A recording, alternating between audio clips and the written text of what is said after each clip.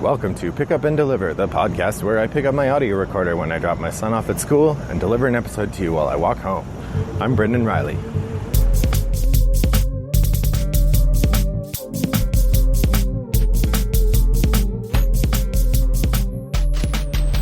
Good morning, listeners. I hope that you're having a pleasant September.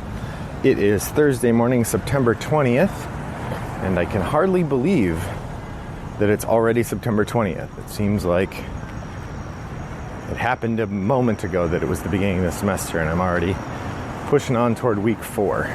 Exciting. I'm going to do an episode I'm calling the Solo Game Extravaganza. So I have run out of the Great Designers series, although I'll probably do an update soon because I've picked up a number of Martin Wallace titles since I did the episode about him.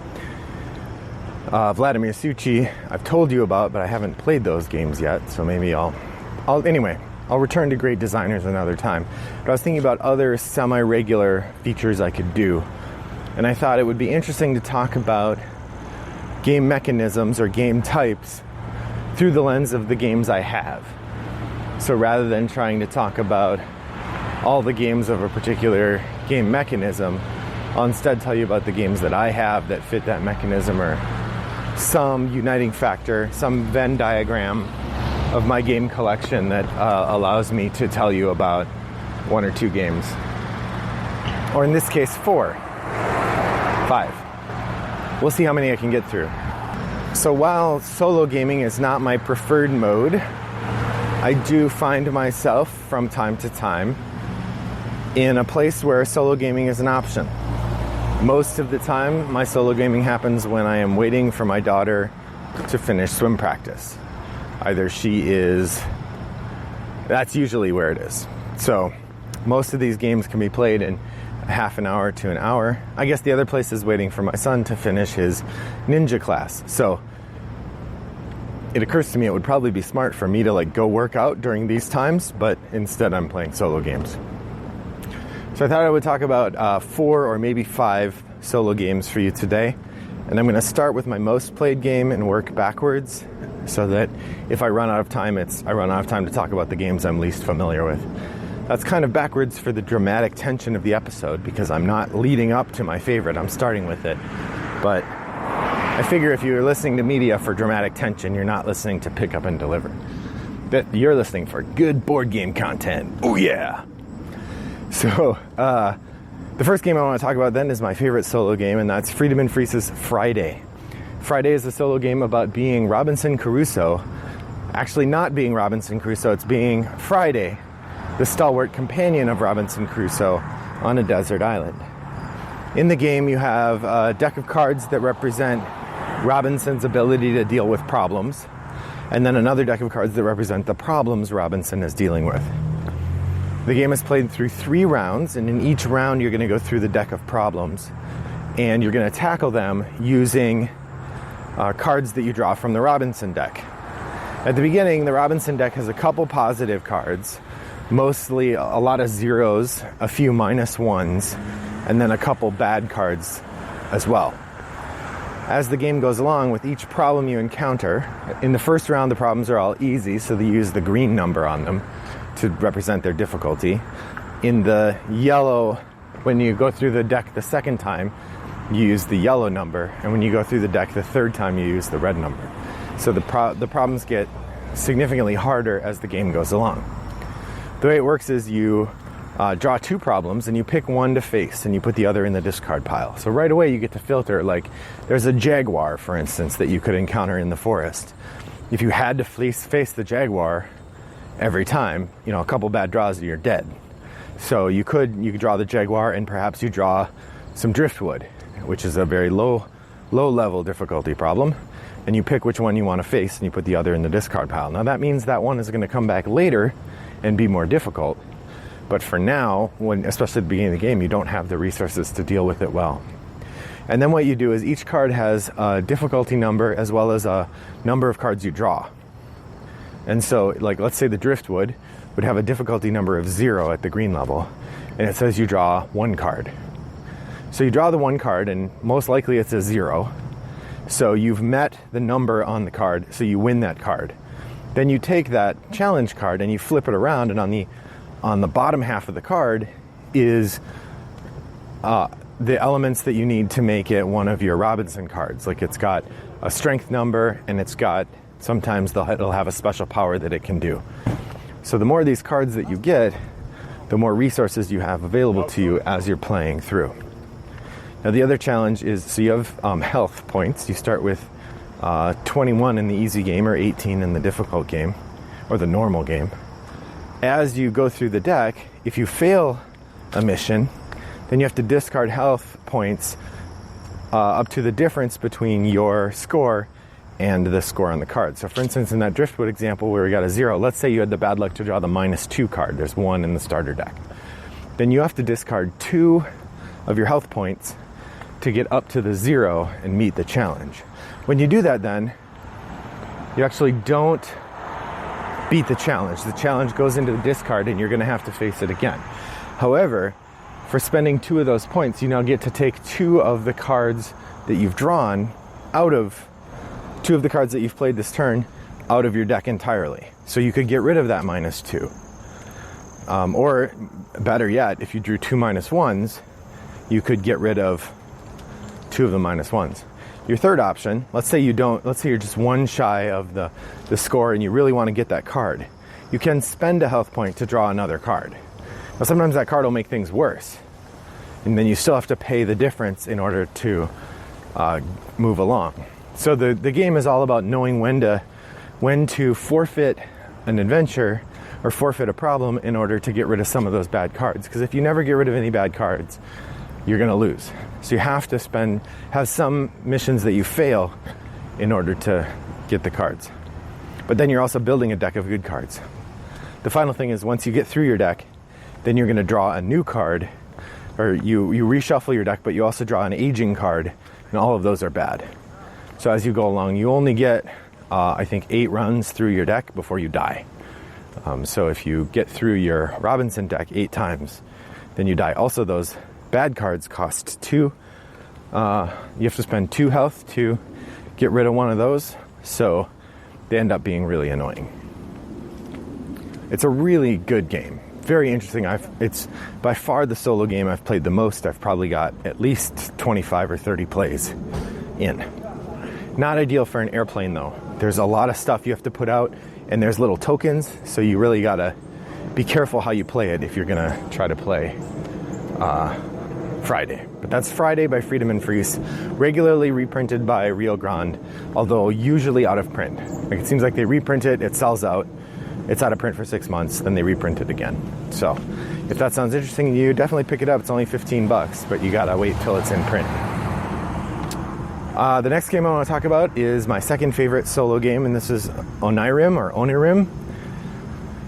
This is a game from, I'm not sure I know the publisher, but they seem to really focus on publishing games by this designer. They have, I think, 4 or 5 in the series now. There's Onirim, Castellion.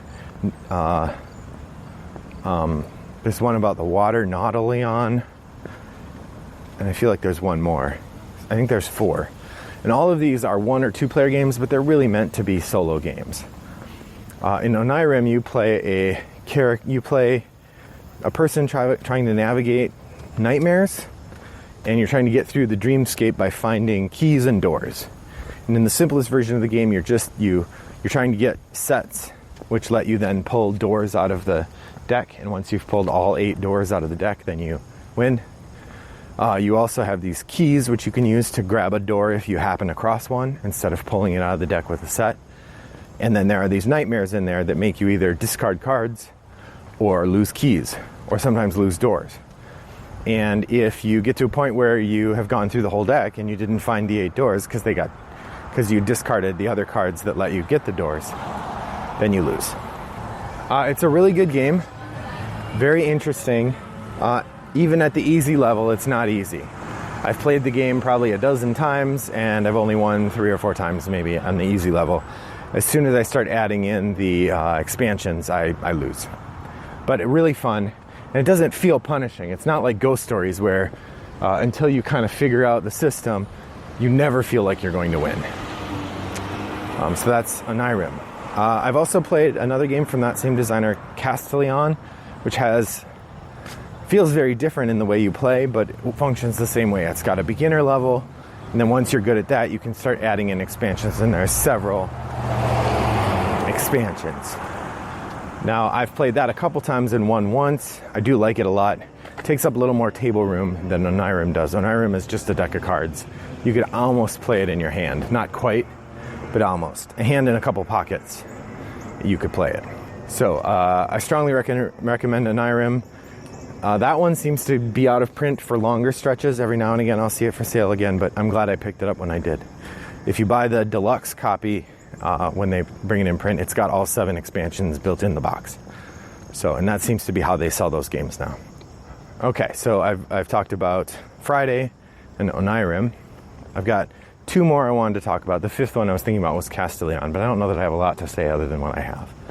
So I have 2 more solo games to report. One of them is the only game I have. So Friday is a completely solo game, as is this next one I'm going to talk about, Hostage Negotiator. So Hostage Negotiator is a game about being a hostage negotiator. Your job is to try to talk. There's someone who's taken some hostages. Your job is to try to talk them down and either capture them or kill them. When you capture them, you win, but to do that, you have to get all the hostages out first. When you kill them, then a secondary person comes in, and then the game speeds up a lot, and either you win by killing them too, I think, or by capturing. Now, the game is fun. There's a really interesting thing where there's all these cards that you can buy, and each round you're going to play cards and roll dice to try to get conversation points that represent you're making the hostage taker feel at ease. And those conversation points let you buy cards, which let you take actions like get them to release the hostage or send in a team to try to take some hostages out, or there's all sorts of different things you can do. But the game is a nice tension between building up these conversation points and then using the cards to do other things as well. There's also a meter of how angry or how calm the hostage taker is, and the more angry they are, the fewer dice you get to roll. The one downside is it's not a puzzle game, it's a dice mitigation game. You're rolling dice constantly to do things, and you could just lose because you rolled badly. And the dice they're not even dice. I think most of them have 2 out of the 5 sides are successes, maybe. Or maybe 3, but there's plenty of blank sides and partial successes on the dice that make it so that it's really a fun dice roller, and it's an interesting puzzle, but ultimately it is about, mitigating those dice and getting lucky in the dice, in the things that you roll.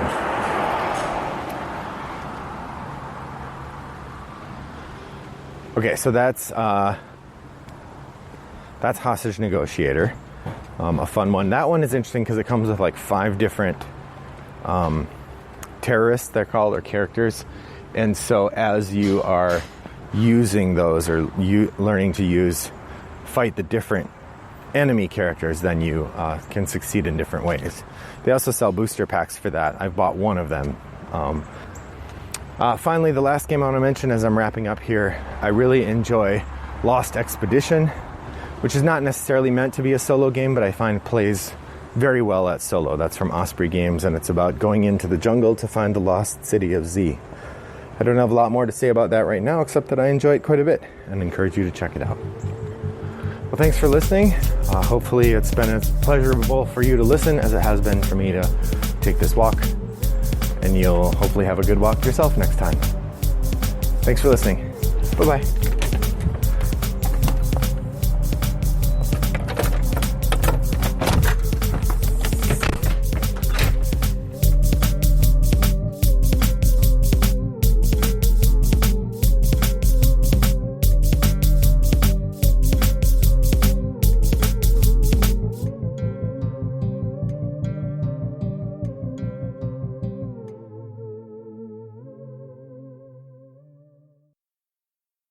Brought to you by Rattlebox Games.